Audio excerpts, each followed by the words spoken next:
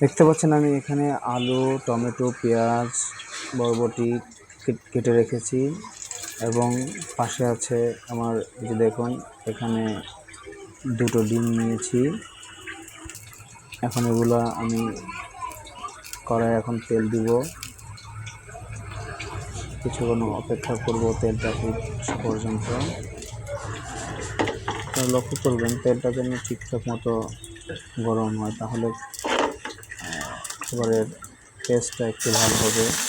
আমি একটু গরম হতে পেঁয়াজ ঢেলে দেবো।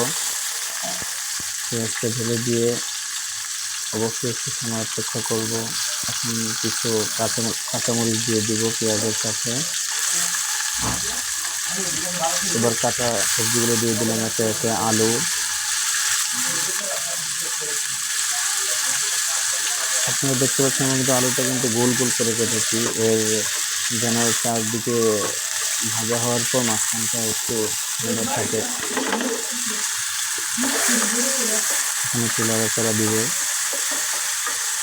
কিছুক্ষণ ভেজে নেব হালকা রংটা চেঞ্জ হওয়ার আগ পর্যন্ত। একটু লবণ দিয়ে দেবো। আপনারা দেখতে পাচ্ছেন লবণ দেওয়ার পর এভাবে একটু কিছুক্ষণ নাড়াচাড়া করে নেব, যেন সবজিটা পুরো না যায় সেদিকে খেয়াল রাখবো। এরপরে বরবটিগুলো দিয়ে দেবো। বরবটিগুলো পরে দেওয়ার কারণ হলো এটা খুব একটা সফট একটা জিনিস, এটা আগে একসাথে দিয়ে দিলে দেখা গেল টমেটোগুলো দিন, পরবর্তীতে এগুলো আলু এবং বরবটি একসাথে দিলে দেখা যাবে আলুটা অনেক শক্ত জিনিস, আলু যেহেতু বরবটিটা বেশি সিদ্ধ হয়ে যাবে, এই জন্য বরবটি এবং টমেটোটা আমরা পরে দিয়ে দিলাম। এটা কিন্তু আমার খুব প্রিয় একটা রেসিপি। এভাবে মাঝে মাঝে রান্না করি এবং খুবই পছন্দ আমার এই আইটেমটা।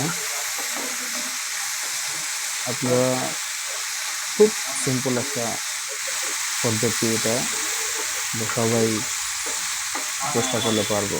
দেখেন আস্তে আস্তে ধীরে ধীরে আমার সবজির কালারটা চেঞ্জ হয়ে যাচ্ছে, আলুর কালারটা চেঞ্জ হয়ে যাচ্ছে, পেঁয়াজের কালারটা চেঞ্জ হয়ে আসতেছে। এইভাবে ঘন ঘন করে আমরা কিছুক্ষণ নাড়াচাড়া দেবো।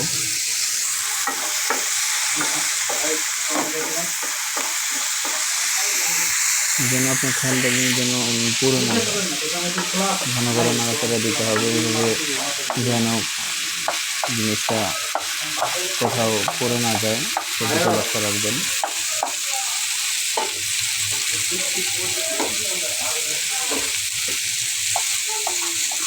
যে যার সময় মতো সিদ্ধ হওয়ার আগ পর্যন্ত যাতে আমরা রেখে দেবো।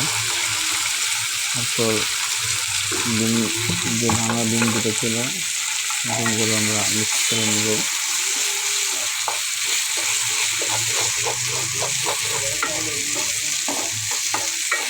ডিমগুলো ভেঙে সবজির সাথে মিক্স করে নেব, যেন সব সবজির সাথে ডিমগুলো মিশে যায়, দিকে খেয়াল রাখবো।